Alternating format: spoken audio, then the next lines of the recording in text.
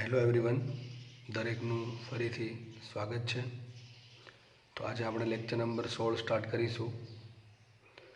અને એ પહેલાં હું એવું ધારી લઉં છું કે આ લેક્ચર જોતાં પહેલાં બધા જ વિદ્યાર્થીઓએ આગળના લેક્ચર જોઈ લીધા હશે.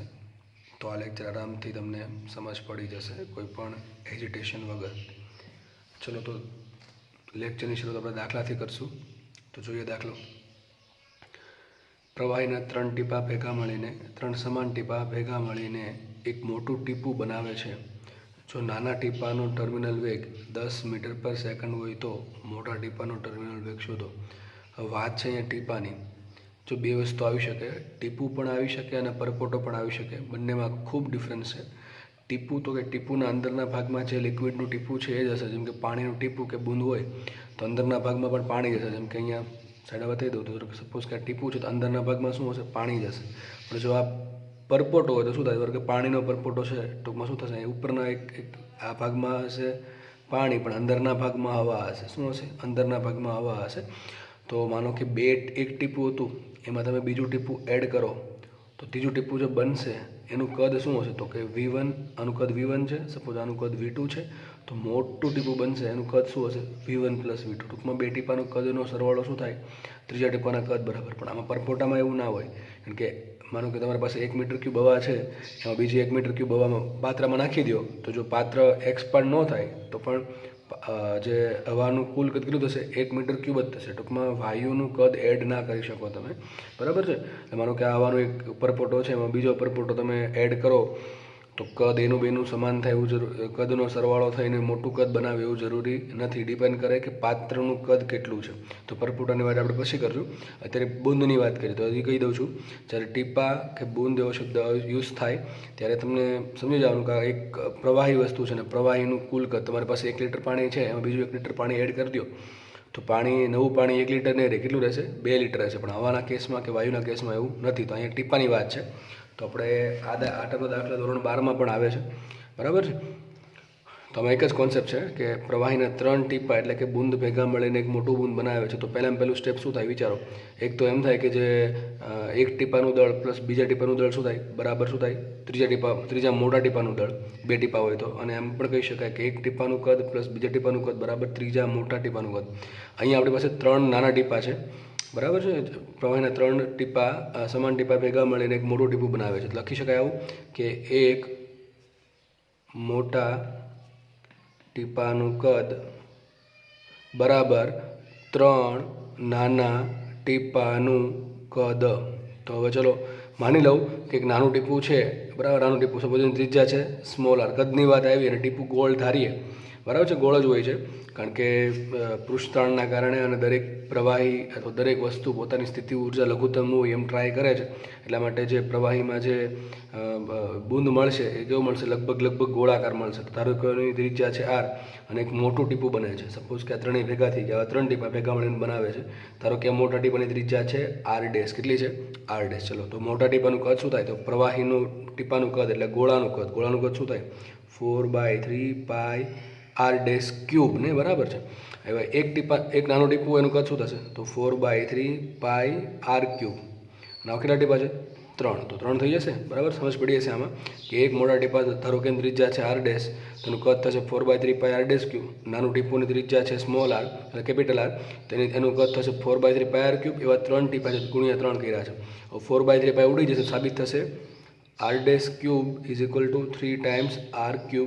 મારે ત્રિજ્યાની જરૂર પડશે, એટલા માટે કામ કરું છું હું અહીંથી r' ને કરતાં બનાવું તો r' બરાબર 3નું ઘનમૂળ ઇન્ટુ r. તો આ એક સાબિત થઈ ગયું કે જો મોટું ટીપું જે હશે એની ત્રિજ્યા કેટલી હશે? તો કે નાના ટીપાની ત્રિજ્યાના કેટલા ગણી? 3ના ઘનમૂળ ગણી હશે. આપણે વાત કરવાની છે નાના ટીપાનો ટર્મિનલ વેગ. તો મેન વાત અહીંયા આવે છે ટર્મિનલ વેગ. હવે ટર્મિનલ વેગની સૂત્ર બધાને ખબર હશે, ભણાવ્યું હતું. VT = 2/9 r²g/v². Mu into rho minus rho 0, બરાબર છે. હવે માનો કે 3 ટીપા ભેગા થયા તો 2/9 તો બદલશે નહીં. ટીપું જે મોટું ટીપું બનશે એનું પ્રવાહી કંઈ બદલી નહીં જાય, એટલે મ્યુ પણ બદલશે નહીં, જી કંઈ બદલશે નહીં. આ રો છે ટીપાની ઘનતા, એ પણ કંઈ બદલશે નહીં. અને રો 0 છે જે માધ્યમમાં ટીપું ગતિ કરે છે, એ માધ્યમ પણ કંઈ બદલશે નહીં. ટૂંકમાં બદલશે ખાલી ત્રિજ્યા. તો લખાય અહીંથી વીટી ઇઝ પ્રપોર્શનલ ટુ ત્રિજ્યા એટલે કે r². હવે શોધવાનું છે આપણે મોટા ટીપાનો વેગ. તો ધારો કે એને કહી દઉં VT2, તો VT2/VT1 આના પરથી શું લખાય? તો બીજા મોટા ટીપાની ત્રિજ્યા કેટલી છે? મોટા ટીપાની ત્રિજ્યા r' છે, તો શું આવશે? આ VT પ્રપોર્શનલ ટુ r² પ્રમાણે r' સ્ક્વેર છેદમાં નાના ટીપાની ત્રિજ્યા એટલે કે r². ખબર પડે છે ને? VT2/VT1 બરાબર સમપ્રમાણ જ છે પણ વર્ગ છે, એટલા માટે આવું થશે.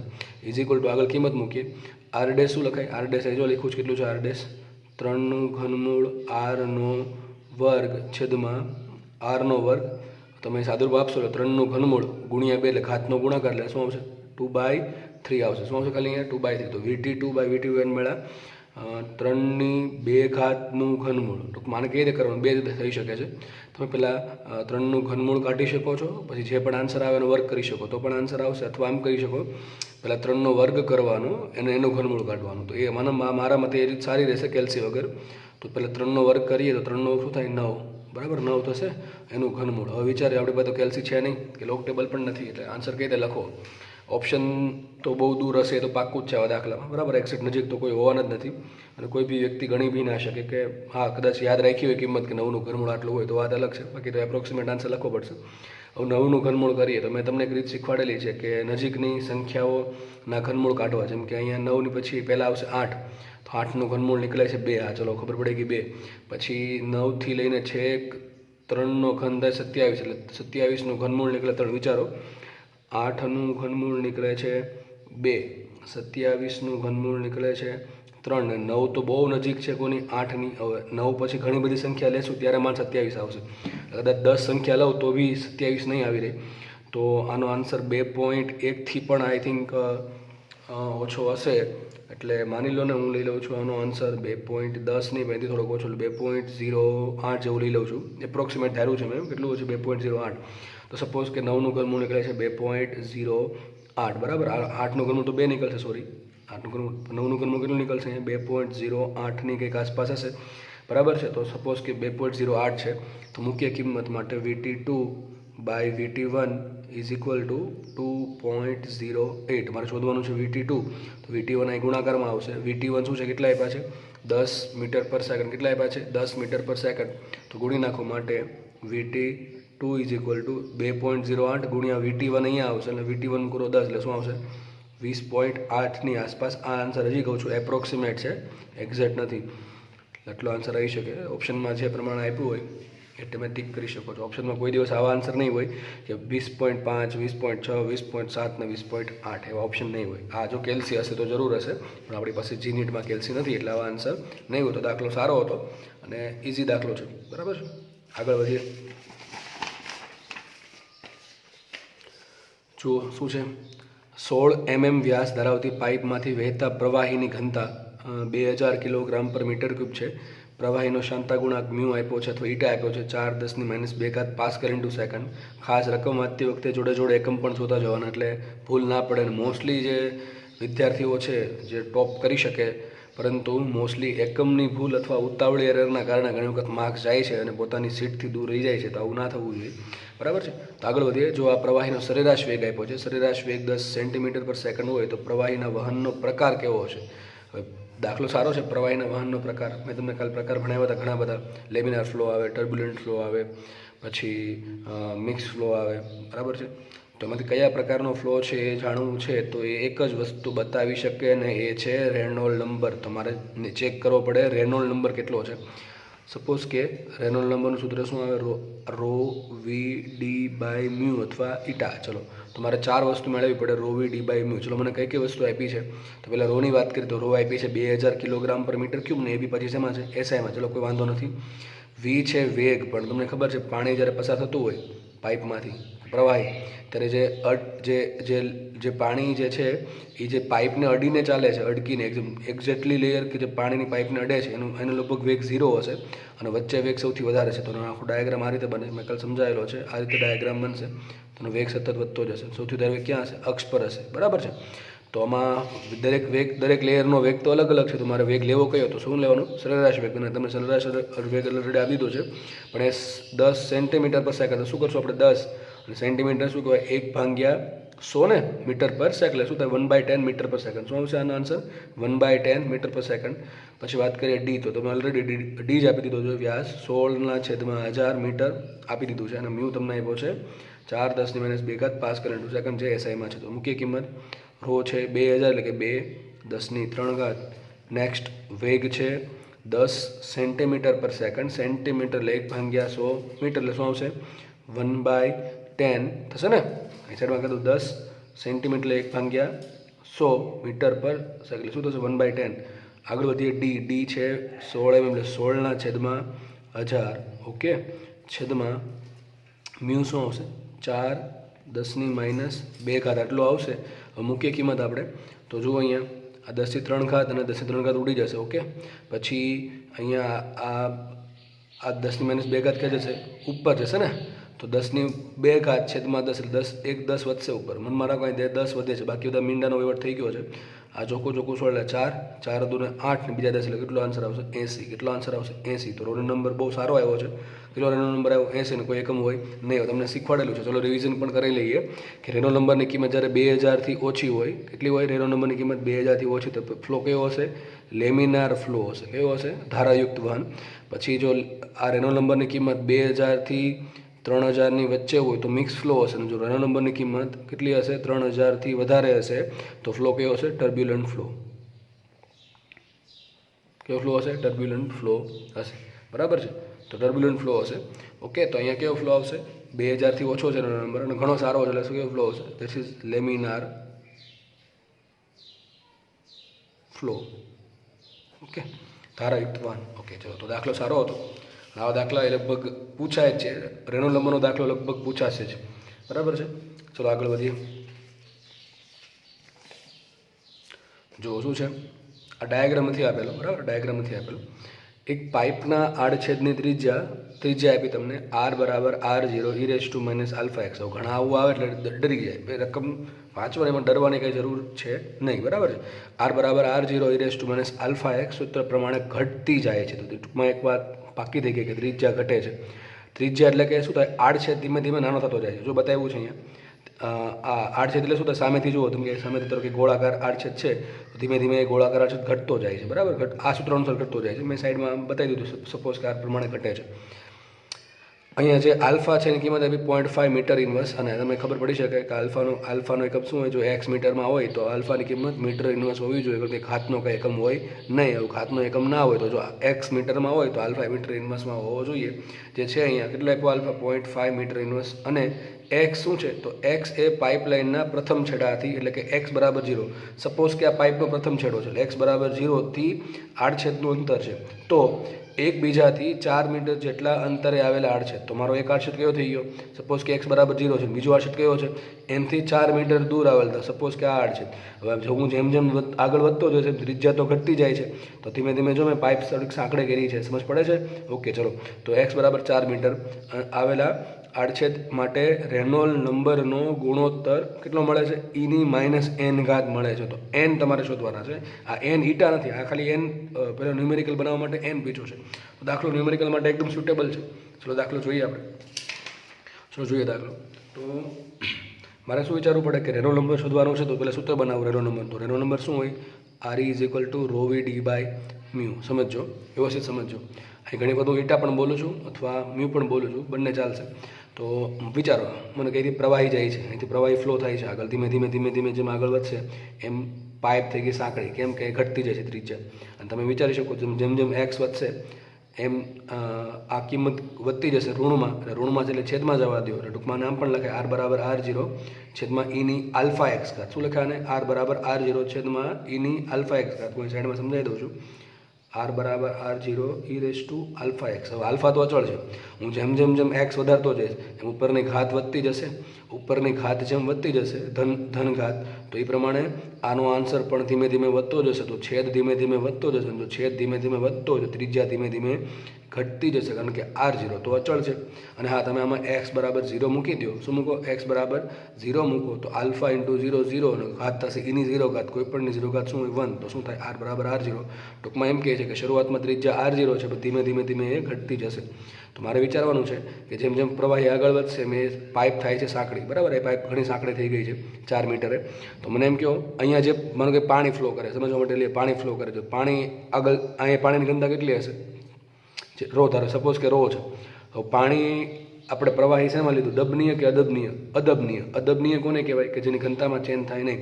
તો માનો કે આપણે આખા ચેપ્ટરમાં પાણીને અથવા પ્રવાહીને અદબનીય માનીએ, તો પાણી અહીંથી અહીંયા ફ્લો કરશે, થોડુંક અદબનીય હોવાના કારણે ઘનતામાં કોઈ ફેરફાર થશે નહીં, ટૂંકમાં રોમાં કોઈ ફેરફાર થાય નહીં। પછી બીજી વાત છે મ્યુ કોના પર ડિપેન્ડ કરે? પ્રવાહીની જાત પર। પાણીનું પાણી જ રહે છે કે બીજું કંઈ થઈ જાય છે? પાણી જ રહે છે, અને બીજું ડિપેન્ડ કરે તાપમાન પર। તાપમાનના ચેન્જને આપણે અત્યારે અવગણીએ તો મ્યુ પણ કેવું રહેશે? અચળ રહેશે। ચલો આગળ વાત કરીએ વેગ। તો વિચારો, અહીંયા પાઇપ થોડીક પહોળી છે ને પાઇપ થોડીક સાંકડી છે, તો એરિયા ઘટે છે કે વધે છે? તો કે એરિયા ઘટે છે। હવે જો એરિયા ઘટતો હોય તો વેગ કોઈ દી અચળ રહે નહીં। તમને ખબર, પેલું પાઇપનું મેં તમને એક્ઝામ્પલ આપ્યું હતું ગાર્ડનિંગવાળું, પેલું કન્ટિન્યુટી ઇક્વેશન, એવી બરાબર અચળ। તો પહેલી વાત તો એ થઈ ગઈ કે પાઇપ પહોળી હતી, બધી સાંકડી થઈ ગઈ, એટલે વેગ અચળ છે નહીં। પછી ત્રીજી વાત, ચોથી વાત છે વ્યાસ, તો કે ત્રિજ્યા ઘટે છે તો વ્યાસ પણ અચળ હોઈ શકે નહીં। તો આમાંથી 4 વસ્તુમાંથી 2 વસ્તુ અચળ છે, એટલે કે રો અને મ્યુ અચળ છે, પણ વી અને ડી અચળ નથી। તો લખાઈશું Reynold number is proportional to V D. V છે વેલોસિટી અને ડી છે એનો વ્યાસ। હવે તમને ત્રિજ્યાની વાત કરી એટલે ટૂંકમાં વ્યાસ તો આવી જાય, ચલો બે બાજુ બે વડે ગુણી નાખો તો વ્યાસ મળી જશે। વાત કરીએ વેગની, વેગનું કાંઈ ચોખ્ખો જ પાડી છે ને એને પાડશે પણ નહીં, કારણ કે આપણું એક ઇક્વેશન છે બહુ સારું, કયું? એવી બરાબર અચળ। ચલો એક કામ કરું, હવે માનો કે આને કહી દઉં છું 1 નંબર, આને કહી દઉં છું 2જો નંબર, તો લખાઈશું રેનોલ્ડ નંબરનો ગુણોત્તર, એટલે કે રેનોલ્ડ નંબર 1 છેદમાં રેનોલ્ડ નંબર 2। અહીંયા કેટલો રેનોલ્ડ નંબર છે? અહીંયા કેટલો છે? બરાબર, શું લખાય? V1 D1 છેદમાં V2 D2। હવે મારે શોધવું પડે V1/V2 અને D1/D2 નો ગુણાકાર। ચલો તો V1/V2 શોધીએ પહેલાં, તો કન્ટિન્યુટી ઇક્વેશન યુઝ કરીએ।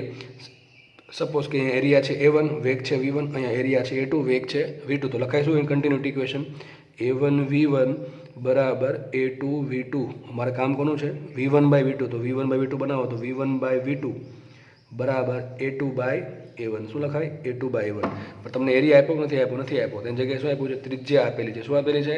ત્રિજ્યા આપેલી છે। શું કરશું આપણે? બોલો, આને શું લખાય? બોલો એરિયાને પાઈ R2² ને? હા, પાઈ R2², પાઈ R² પ્રમાણે, અને અહીંયા આવશે પાઈ R1²।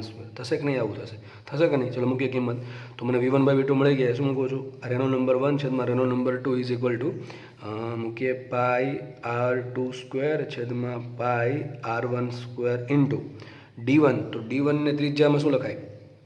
વ્યાસ બરાબર 2 ગુણ્યા ત્રિજ્યા, શું આવશે અહીંયા? 2R1 છેદમાં અહીંયા આવશે 2R2। તો સાબિત શું થયું?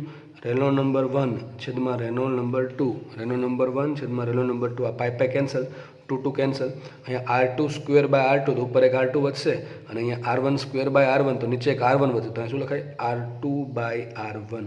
સમજ પડી ગઈ?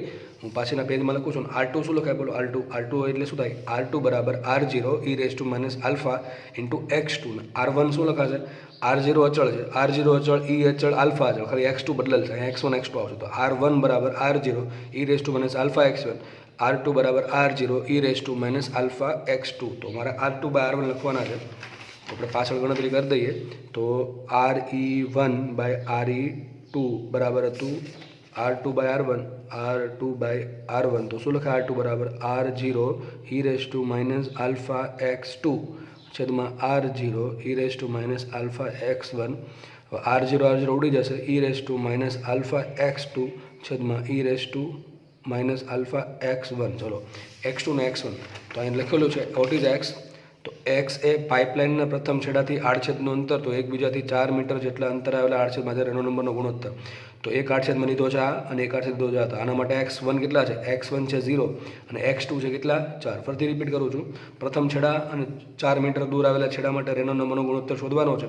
તો પ્રથમ છેડાનું પ્રથમ છેડાથી અંતર 0 મીટર છે અને આ બીજા છેડાનું પ્રથમ છેડાથી અંતર છે 4 મીટર, તો મારા માટે x1 થશે 0 અને x2 થશે 4 મીટર, કારણ કે x શું છે એ પ્રથમ છેડાથી બીજા છેડાનું કેટલું અંતર છે એ છે. તો આનું કેટલું અંતર છે અહીંથી 4 મીટર, એટલે x2 4 મીટર થશે અને x1 થશે 0 મીટર. તો ચલો મૂકીએ, x2 મૂકું, સાઈડમાં લખી દઉં છું. x2 બરાબર લખીએ કેટલા 4 અને x1 બરાબર 0 મૂકો. વિચારો તો એ લખશું આપણે r રેનો નંબર 1 છેદમાં રેનો નંબર 2 ઇઝ ઇક્વલ ટુ અહીંયા x2 મૂકો 4, ચલો એ શું આવશે આલ્ફા ઇન્ટુ 4 આવું થશે ને, છેદમાં આલ્ફા અને x1 મૂકો 0, તો ઇન્ટુ 0, તો આલ્ફા ઇન્ટુ 0 શું થાય, આલ્ફા ઇન્ટુ 0 0, તો શું આવશે ની -0 ઘાત, કોઈ પણની 0 ઘાત શું થાય 1, તો શું આવશે અહીં આન્સર -4 આલ્ફા. શું આવશે -4 આલ્ફા. આલ્ફાની કિંમત મૂકીએ -4 ઇન્ટુ આલ્ફા કેટલા છે, આલ્ફા છે 0.5, કેટલા છે આલ્ફા 0.5, તો ઇન્ટુ 0.5 કરી દઈએ, તો 4 ઇન્ટુ 0.5 કેટલા આવશે 2, તો શું આવશે -2, કેટલા આવશે -2. ક્વેશ્ચન શું હતો, રેનો નંબરનો ગુણોત્તર છે -n, તો -n ને સરખાવો તમે -2 સાથે, તો શું લખી શકાય n બરાબર 2, તો શું આન્સર આવશે, that is n is equal two 2. તો તમારે આ દાખલો ન્યુમેરિકલમાં પૂછાઈ શકે, બરાબર છે. તો શું આન્સર આવી ગયો, n ઇઝ ઇક્વલ ટુ 2 એવો આન્સર આવશે. દાખલો મારા માટે તમારે ફરીથી એવું લાગે તો ફરીથી તમે વિડીયો રિપીટ કરીને જોઈ શકો છો. દાખલો સારો હતો, બરાબર છે. મેથેમેટિકલ કેલ્ક્યુલેશન થોડીક હતી પણ એ પણ સમજવા લાયક હતી. તો આગળ વધીએ. શું છે જુઓ,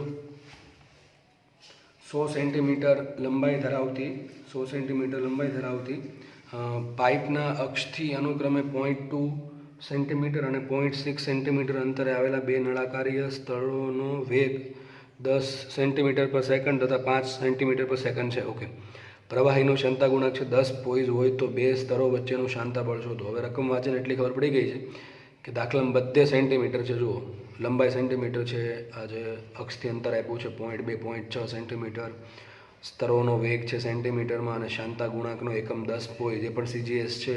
ટૂંકમાં મારું જે શાંતા બળ, જો આ પ્રમાણે જાઉં સિસ્ટમ, એકમ આ પ્રમાણે રાખું તો શાંતા બળ પણ CGSમાં મળે. એટલે ટૂંકમાં બળ જે છે એ CGSમાં મળે અને બળનો એકમ થાય ડાયન, CGS એકમ. તો મારો આન્સર ડાયનમાં આવશે. તો હું એ પ્રમાણે વિચારી લઉં છું કે ભાઈ આન્સર ડાયનમાં આવશે, બરાબર છે. ચલો દાખલો ગણીએ આપણે. તો અહીંયા જુઓ શું કીધું છે, 100 સેન્ટીમીટર લંબાઈ ધરાવતી પાઇપની અક્ષથી અનુક્રમે, એક કામ કરો, હું ડાયાગ્રામ બનાવી દઉં પહેલાં. મને કે તમે પાઇપને સામેથી જુઓ છો, એક્ઝેક્ટ સામેથી જુઓ તો આવું કંઈક દેખાશે. સપોઝ કે આ પાઇપ છે, તો આવું દેખાય સામેથી જુઓ છો એટલે, અને આ થઈ ગઈ એની અક્ષ. આને જો સામેથી જુઓ, ટૂંકમાં અહીંથી આ એનો ફ્રન્ટ વ્યૂ છે, હું કહું સાઈડ વ્યૂમાંથી જુઓ, સાઈડ વ્યૂમાંથી, તો સાઈડ વ્યૂ કંઈક આવું કંઈક હશે, ગોળ પાઇપ, બરાબર કે નહીં. ઓકે, ચલો આવું કંઈક હશે, દેખાશે આપણને. તો મેં કીધું શું છે, 100 આ લંબાઈ જે આપી 100 સેન્ટીમીટર, આ જે લંબાઈ છે L is equal two 100 centimetre. We will not convert it into SI એકમ because all these units are in centimetre, એટલા માટે, બરાબર છે. તો L આપ્યું 100 સેન્ટીમીટર. પછી આગળ વધીએ પાઇપની અક્ષથી, તો અક્ષ અહીંયા છે, ત્યાંથી 0.2 સેન્ટીમીટર અને 0.6 સેન્ટીમીટર અંતરે આવેલા બે નળાકારીય સ્તરો. હવે જુઓ, આ એની અક્ષ થઈ ગઈ, દેખાશે, આ અક્ષ અહીંયા દેખાશે. તો અહીંથી કેટલું જવાનું અક્ષથી દૂર 0.2 સેન્ટીમીટર. અહીંયા એક સ્તર છે 0.2 સેન્ટીમીટરનું, કેવું સ્તર છે, નળાકારી, આમ સમજાવું છું. અને બીજું એક સ્તર છે 0.6 સેન્ટીમીટર, કેવું છે 0.6 સેન્ટીમીટર, એ પણ કેવું છે, નળાકારી. આ સ્તર છે, આ સ્તર, એને તમે જુઓ થોડો ક્રોસમાં, તો આવું દેખાશે. પાણીનું આખું લેયર વિચારો કે લેયર આવું જાય છે, બરાબર છે. આ થઈ ગઈ અક્ષ, આ અક્ષ થઈ ગઈ, બરાબર છે. પછી બીજું લેયર ક્યાં છે એની ઉપર 0.6 સેન્ટીમીટર, તો આ છે 0.6 સેન્ટીમીટર બીજું એક હજી લેયર.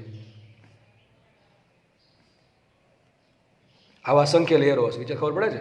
વિચારો આ પાઇપ શું આ નળાકાર છે, બરાબર, પાઇપનો માની લો કે આ નળાકાર છે, તો આમાં અસંખ્ય લેયરો છે. કેવા આવા નળાકાર, એક લેયર આ, બીજું લેયર આ, એનું બીજું અસંખ્ય લેયરો છે, બરાબર. આખી પાઇપમાંથી બધા ફ્લો થાય છે, એ પ્રમાણે સમજવા માગું છું. ફરીથી કહું છું, આ એક લેયર નળાકાર, પછી બીજું, ત્રીજું, ચોથું, પાંચમું, બધા એકબીજા પર ઘસડાતા ચાલશે. કોના કારણે, શાંતા બળના કારણે. અને એ લેક્ચરમાં વ્યવસ્થિત સમજાવેલું છે.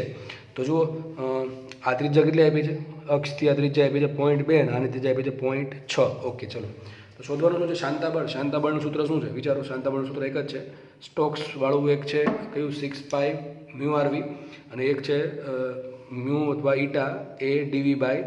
dx. તો અત્યારે આપણે આ જ વાપરશું mu A dv by dx, કારણ કે પેલું તો ક્યારે વપરાય સ્ટોક્સનો નિયમ ગોળાકાર વસ્તુ માટે, ગોળાકાર લીસી વસ્તુ માટે, બરાબર છે. તો f is equal to mu A dv by dx છે, આટલું છે. તો મને મારે એફ શોધવા માટે 4 વસ્તુ જરૂર પડશે. Mu A d v by d x. તો મ્યુ તો ચલો આપી દીધું છે 10 પોઈન્ટ. એરિયાની વાત પછી કરું. ડીવી એટલે જે બે સ્તરો છે એની વચ્ચે કેટલો વેલોસિટી ડિફરન્સ છે. તો જો 0.2 સેન્ટીમીટરે જે સ્તર છે એની વેલોસિટી છે 10 અને જે 0.6 જે છે એની વેલોસિટી છે 5. તો આવું કેમ થાય છે? હું તો જેમ ઉપર જાઉં છું વેલોસિટી ઘટતી જાય છે, સમજ પડે છે. 0.2 વાળું લેર એક હશે ને, અહીંયા એક હશે, 0.6 વાળો હજી ઉપર હશે. તો હું જેમ જેમ ઉપર જાઉં છું જો વેલોસિટી ઘટતી ગઈ છે. કારણ શું તમને હમણાંમાં કીધું હતું કે વેલોસિટી ડાયાગ્રામ આ પ્રમાણે રહે. સૌથી પાઇપના ઉપરના છેડા પર વેલોસિટી હોય 0. જેમ જેમ જેમ નીચે આવશો અક્ષ પર વેલોસિટી થઈ જાય મહત્તમ. એટલા માટે 0.2ની વેલોસિટી વધારે હોય અને 0.6ની વેલોસિટી ઓછી હોય. તો ડીવી શું થશે? વેલોસિટીનો ડિફરન્સ. ડીએક્સ શું થશે? બે લેયર વચ્ચે અંતર. તો એક લેયર ક્યાં છે અક્ષથી? આ પ્રમાણે જો માનો કે અહીંયા અક્ષ છે, પહેલું લેયર છે કેટલા અંતરે? 0.2 સેન્ટીમીટર. બીજું લેયર ક્યાં છે? 0.6 સેન્ટીમીટર. તો ટૂંકમાં આટલું અંતર 0.6 છે, આટલું અંતર 0.2 છે. તો આ અંતર કેટલું હોય? 0.4. કેટલું હશે? 0.4. તો ફરતી કહું છું, જો ભાઈ જેને સૂત્ર હજી ખબર નથી પડતી કે સૂત્રમાં દરેક પદ શું છે એને તો તકલીફ પડશે, તો મેં જે આ લેક્ચરમાં સૂત્ર ભણાવ્યું હતું એ લેક્ચર ફરતી જોઈ જાઓ એટલે આરામથી ખબર પડી જશે. તો એ પહેલાં મ્યુ લઈએ, એ ઘડીક વિચારીએ હમણાં. ડીવી છે બે લેયર વચ્ચેનો વેલોસિટી ડિફરન્સ. તો આપ્યો કેટલો? 10 - 5 5 થશે. આપણે આન્સર ધન રાખશું. અને ડીએક્સ, તો ડીએક્સ શું છે? બે વચ્ચે અંતર કેટલું થશે? બે વચ્ચે અંતર 0.4. તો મને ડીવી મળી ગયું કેટલું? 10 - 5 એટલે 5. અને ડીએક્સ મળી ગયું બે વચ્ચે અંતર કેટલું આવશે? 0.4. મ્યુ આ પાછા 10, બરાબર. સીજીએસમાં જ રાખશું.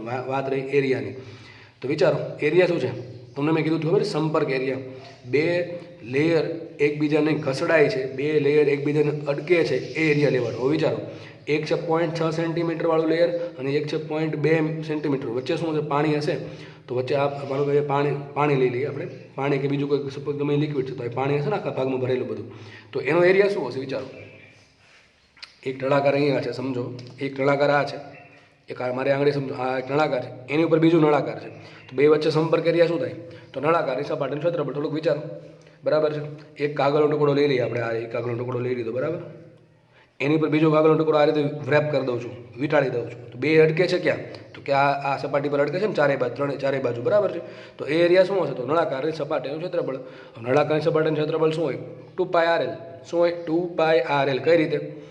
તો કે પરિઘ ગુણ્યા લંબાઈ, બસ એટલું જ છે. 2πr × l, 2πrl. તો ચલો મારે 2π એરિયા શોધવા માટે શું શોધવું પડે? 2πrl. ચલો 2π તો ચલો મળી ગયા. વાત રહી r × l ની. l તો તમને આપી દીધું, l તો તમને આપી દીધું છે. l કેટલું છે? 100 સેન્ટીમીટર. વાત રહી ત્રિજ્યાની. હવે ત્રિજ્યા કઈ લેવી? તો પાણી તો અહીંથી સ્ટાર્ટ થઈને અહીંયા સુધી છે. પાણી 0.2 મીટરથી સ્ટાર્ટ થાય છે, 0.2 સેન્ટીમીટરથી, 0.6 સેન્ટીમીટર સુધી છે. ત્રિજ્યા તો કેટલી આવે ને? ઓછામાં ઓછી ત્રિજ્યા 0.2, વધુમાં વધુ ત્રિજ્યા 0.6. તો મારે લેવી કઈ? આ લેવી કે વચ્ચે કંઈ લેવી? તો શું આવા કિસ્સામાં શું કરવું પડે? મારે એરિયા શોધવા માટે શું કરવું પડે? મારે લેવી પડે સરેરાશ ત્રિજ્યા. શું લેવી પડે? સરેરાશ ત્રિજ્યા. તો સમજો પહેલાં સરેરાશ ત્રિજ્યા શું કામ લેવી પડે? ગોખવા માટે બધું બહુ ઇઝી છે, પરંતુ સમજવા જરૂરી છે. તો ચલો જોઈએ. તો મને મ્યુ, મારે વાત રહી એરિયાની, તો લખી દઉં છું. Area is equal two 2πrl. પણ પ્રોબ્લેમ એ થાય છે કે આર લેવું કયું? 0.2 લેવું, 0.6 લેવું કે વચ્ચેનું લેવું? તો આવા કિસ્સામાં શું કરવાનું? એવરેજ લેવાની. શું લેવાની? એવરેજ. તો ચલો લઈએ આર એવરેજ. શું આવશે? આર એવરેજ બરાબર બેનો સરવાળો ભાગ્યા 2 એટલે શું આવશે? 0.2 સેન્ટીમીટર સૌથી ઓછી ત્રિજ્યા પ્લસ 0.6 સેન્ટીમીટર છેદમાં 2 એટલે કેટલું થાય? 0.6 પ્લસ 0.2, 0.8 છેદમાં 2 એટલે કેટલે આવે? 0.4 સેન્ટીમીટર. તો ચલો મને બધી વસ્તુ મળી ગઈ છે. 2πl પ્રમાણે એરિયા મળી ગયો. મ્યુ આપ્યું છે, એરિયા શોધી નાખ્યો. ડીવી ચલો લખી દઉં છું અહીંયા. ડીવી શું આવશે? બે લેયર વચ્ચેનો વેલોસિટી ડિફરન્સ. તો શું આવશે? 10 - 5. એક્ઝેક્ટ તમે કિંમત મૂકશો તો આન્સર માઇનસમાં આવશે, કારણ કે બળ છે ગતિનો વિરોધ કરે એટલા માટે. તો આવશે 5 સેન્ટીમીટર પર સેકન્ડ. અને વાત રહી છેલ્લે ડીએક્સ. તો ડીએક્સ એટલે શું થાય? બે લેયર વચ્ચેનું અંતર. એમણે સમજાવ્યું પ્રમાણે કેટલું આવશે? 0.4 સેન્ટીમીટર. ઓકે, મૂકીએ કિંમત. તો એફ ઇઝ ઇક્વલ ટુ, અને મારો એફનો આન્સર સીજીએસમાં આવશે. આ આવશે 10 પોઈસ. તો 10 મ્યુ કેટલા છે? 10 પોઈસ છે, બરાબર છે. 10 અને પોઈસ પોતે સીજીએસ એકમ છે એટલે વાંધો નહીં. 10 ઇન્ટુ એરિયા મૂકો 2πrl. 2π ઇન્ટુ આર કેટલા આવશે? 0.4. કેટલા આવશે? 0.4 ઇન્ટુ એલ છે કેટલા? 100 સેન્ટ એટલે 100 સેન્ટીમીટર કે 10⁴. ઓકે, ચલો બધા ડોટ જ્યાં કરો ને ગુણાકાર છે, બરાબર. એ ગુણાકાર છે. તો શું કામ બતાવ્યું? 2πrl. આગળ વધીએ તો આવશે ડીવી. ડીવી કેટલા છે? વેગનો ડિફરન્સ 5 અને છેદમાં ડીએક્સ આવશે કેટલા આવશે? 0.4 ને, બધું લખેલું જ છે ઉપર. તો અહીં આવશે 0.4. તો મ્યુ ઇન્ટુ આ છે મ્યુ ઇન્ટુ એ છે આટલું ઇન્ટુ ડીવી બાય ડીએક્સ. આટલું થઈ ગયું. તો મ્યુ 10 2πRL બરાબર L છે ઇન્ટુ dv/dx. તો હવે 0.4 તો ઉડી જશે, હવે 0.4 ઉડી જશે તો શું આવશે F ઇઝ ઇક્વલ ટુ, એટલે સાઈડમાં લખીએ આપણે. હવે 0.4 ગયા. હવે જો 10 ગુણ્યા 10 ની 10 ની 3 ઘાત થઈ ગઈ, કેટલી થઈ ગઈ 10 ની 3 ઘાત, અને અહીંયા આવશે 5 દૂને 10 એટલે બીજી 10 ની 1 ઘાત એટલે 10 ની 4 ઘાત. તો શું લખાય અહીંયા પાઈ 10 ની 4 ઘાત. ફરીથી કહું છું 5 દૂને 10 તો 1 ઘાત એ વધશે અને બીજી 2 એટલે 3 બરાબર, 3 ઘાત થઈ ગઈ અને 0.4 તો ઉડી જ ગયા છે ઇન્ટુ પાઈ. તો શું આવશે અહીંયા 2 અને 1 3 ને 1 4 ઘાત એટલે પાઈ 10 ની 4 ઘાત, 2 અને 1 3 અને 5 દૂને 10 ને 1 ઘાત એટલે 10 ની 4 ઘાત ઇન્ટુ પાઈ. આ ડાઇનમાં થશે, શેમાં થશે ડાઇન CGSમાં.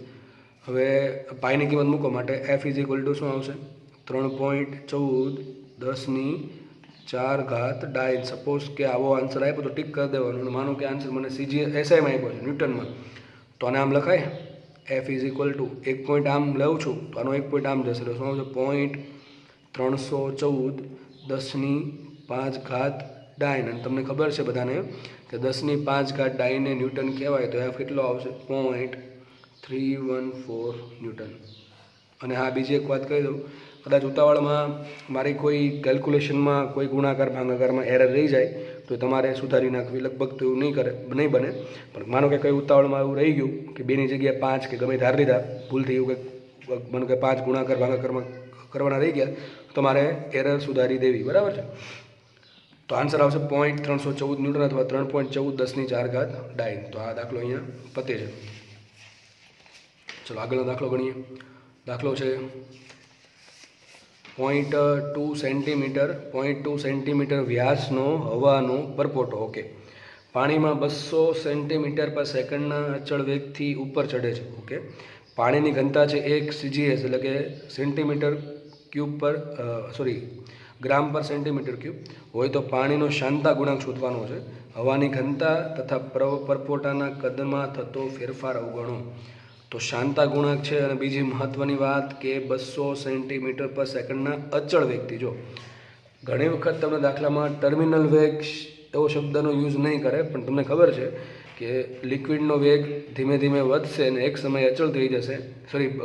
વસ્તુનો વેગ બરાબર છે, વસ્તુનો વેગ લિક્વિડમાં શરૂઆતમાં ધીમે ધીમે વધશે અને પછી અચળ થઈ જશે, એ અચળ વેગને કહેવાય ટર્મિનલ વેગ. ટૂંકમાં તમને ઇન શોર્ટ અહીંયા ટર્મિનલ વેગ આપ્યો છે કોનો હવાના પરપોટાનો, અને તમને સમજાવેલું છે ટર્મિનલ વેગમાં કે હવાનો પરપોટો છે એની ઘનતા, હવાની ઘનતા માનો કે પાણી છે અહીંયા ધારો કે પરપોટો ઉત્પન્ન થયો તો પરપોટોમાં અંદર હવા છે અને હવાની ઘનતા પાણીની ઘનતા કરતાં ઓછી હોય. તમને વસ્તુ ખબર છે કે જેની ઘનતા ઓછી હોય ક્યાં જાય ઉપર જાય, ક્યાં ચડશે ઉપર ચડે. ધીમે ધીમેનો વેગ પહેલાં 0 હશે, જ્યારે ઉત્પન્ન થયું ત્યારે વેગ 0, જેમ જેમ જેમ જેમ ઉપર વધશે એનો વેગ વધતો જશે અને એક સમય એવો આવશે કે એનો વેગ થઈ ગયો અચળ, અને આ વેગને કહેવાય ટર્મિનલ વેગ. તો દાખલો ગણીએ તો અમારે ટર્મિનલ વેગની સૂત્ર મૂકવું પડશે. તો શું લખાય ટર્મિનલ વેગનું સૂત્ર? તો કે લખાય VT is equal to 2/9R² G by mu into rho minus rho 0. તો આ સૂત્ર થઈ ગયું ટર્મિનલ વેગનું 2/9R² G upon mu into કૌંસમાં રો માઇનસ રો 0. તો શોધવાનું શું છે મારે? શાંતા ગુણાંક શોધવાનો છે. તો શાંતા ગુણાંક ઈટા ઇઝ ઇક્વલ ટુ, તો mu is equal to 2/9R² G છેદમાં VT કૌંસમાં રો માઇનસ રો 0. જે રો શું છે? What is raw? રો છે જે ગતિ કરે છે એની ઘનતા, અને રો 0 છે જેમાં ગતિ કરે છે. ટૂંકમાં આ થશે વસ્તુ એટલે કે પરપોટો કે ગોળો જે હોય, અને રો 0 થશે શું? પાણીની ઘનતા. અહીંયા શું મૂકવું પડશે મારે? અહીંયા મૂકવું પડશે મારે હવાની ઘનતા, કારણ કે પરપોટો શેનો બન્યો છે? પરપોટો શેનો બન્યો? હવા. તો મારે મૂકવી પડશે હવાની ઘનતા માઇનસ પાણીની ઘનતા. હવાની ઘનતા લગભગ હોય 1.29 કિલોગ્રામ પર મીટર ક્યુબ, પાણીની ઘનતા હોય 1000 કિલોગ્રામ પર મીટર ક્યુબ. વિચારો, આ છે લગભગ 1 જેટલું, આ છે 1000 ગણું વધારે, બરાબર? 1000 ગણું તો નહીં પણ 900 સમથિંગ વધારે ગણું છે. તો એક કામ કરીએ, એ રકમમાં તમે કીધું છે કે હવાની ઘનતા, જો શું લખ્યું છે? જો હવાની ઘનતા અવગણવાની છે, તો ટૂંકમાં આપણે શું કરશું? અહીંયા 1.29 મૂકશું નહીં, અને તમને ઘનતા આપી પણ નથી, એટલે લગભગ આપણે શું કરશું? અવગણી નાખું. તો અહીંયા આગળ આવશે માઇનસ. આ માઇનસ શું બતાવે? માઇનસ એમ બતાવે છે કે વેગ વિરુદ્ધ દિશામાં છે, એટલે આપણે માઇનસ પણ લેશું નહીં. શું મૂકશું? ટૂંકમાં આપણે રો મૂકશું 0. શું મૂકશું? અહીંયા રો 0 મૂકશું ને માઇનસ પણ ભૂલી જશું. એટલે શું આવશે અહીંયા? હજી કીધું માઇનસ શું બતાવે? કે વેગ ઋણ છે. મેં તમને થિયરીમાં કીધેલું છે વેગ ઋણ છે, ને વેગ ઋણ છે એટલે ઉપર જાય છે. તો માઇનસ શું બતાવશે? વેગ ઋણ બતાવશે. મારે કિંમતનું કામ છે, તો માઇનસ પણ ઘડીક સાઈડમાં રાખો. શું આવશે? ખાલી રો 0. રો 0 શું આવશે? પાણીની ઘનતા 1000. તો ચલો કિંમત મૂકીએ. ઈટા ઇઝ ઇક્વલ ટુ 2/9 એમને રાખીએ ઇન્ટુ આર એટલે કે ત્રિજ્યા. તો પરપોટાની ત્રિજ્યા છે, હજુ એનો વ્યાસ આપ્યો છે 0.2 સેન્ટીમીટર. કેટલો આપ્યો છે? 0.2 સેન્ટીમીટર. અને બધી વસ્તુ શેમાં છે? જો બધી જ વસ્તુ છે શેમાં? સીજીએસમાં છે. તો હું આન્સર જે મારો આવશે ઈટા એટલે કે શાંતા ગુણાંકની પણ સીજીએસમાં એટલે કે પોઈઝમાં આવશે. ચલો કાંઈ વાંધો નહીં. તો એને વ્યાસ આપ્યો તમને 0.2 સેન્ટીમીટર, એના અડધા કરો તો મળશે ત્રિજ્યા. કેટલો મળશે? 0.1 સેન્ટીમીટર. અને 0.1 સેન્ટીમીટર તો લખી દો. 0.1 સેન્ટીમીટર એટલે શું છે? 0.1 સેન્ટીમીટરનો વર્ગ. ઓકે. જી, તો જીની એકમ જી શું છે? Gravitational acceleration. તો જીની કિંમત આપણે કેટલી ધારીએ? એપ્રોક્સિમેટ 10 ધારીએ છીએ, 10 મીટર પર સેન્ટીમીટર સ્ક્વેર ને. સમજો અહીંયા પણ આ એસઆઈમાં છે, મારે લેવું શેમાં પડશે? સીજીએસમાં લેવું પડશે. તો જીને સીજીએસમાં ફેરવા માટે શું કરવું પડે? તો એમને રાખીએ, આ 10 એમને રાખું. મીટરને સમય ફેરવવા પડે મીટરમાં, એટલે 1 મીટર એટલે 100 સેન્ટીમીટર ને સેકન્ડ સ્ક્વેર એમને. તો જી બરાબર શું આવશે? 10 ગુણ્યા 16 કેટલા આવશે? 1000 સેન્ટીમીટર પર સેકન્ડ સ્ક્વેર. યાદ રાખો, આઈએસઆઈ એકમમાં જીની કિંમત 10 હોય અને સીજીએસમાં હશે 1000, અથવા એક્ઝેક્ટલી કહેવા જઈએ તો આપણે એસઆઈમાં હશે 9.81 અને સીજીએસમાં હશે 981. ગુણ્યા 1000 કરી દેવાના, બરાબર છે? સોરી, ગુણ્યા 100 કરવાના. એટલે મુખ્ય કિંમત જી આવશે કેટલા? 1000 લઈ લો. અહીંયા 10⁻3. ઓકે.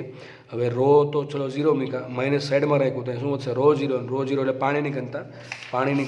પાણી જ કીધું છે ને? હા, પાણીમાં એટલી ઘનતા એટલે પાણીની ઘનતા આવશે.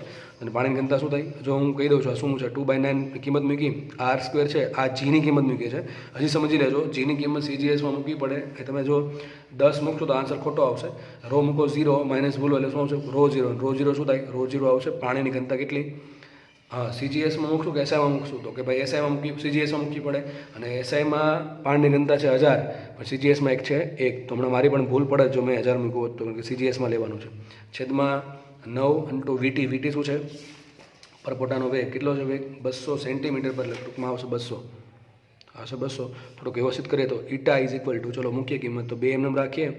અને ખાસ આવા દાખલામાં છે ને ભૂલ તો પડવી જ ના જોઈએ. આપણે આ હદે આવી ગયા હોય એક્ઝામમાં, અહીંથી ભૂલ પડે પોઈન્ટની, એ જરા પણ સ્વીકાર્ય નથી આપણને. તો એ કેટલી ઘાત કહેવાય? 10⁻1 એનો વર્ગ કરો, 10⁻2. ચલો 10⁻2. ઓકે.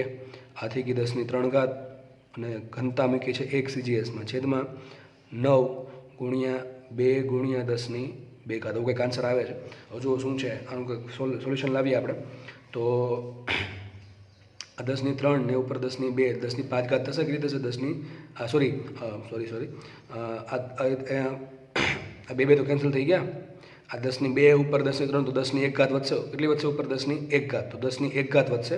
અહીં 10⁻2 પ્લસ 1 એટલે 10⁻1. તો શું આવશે? Eta is equal two 1/9 × 10⁻−1.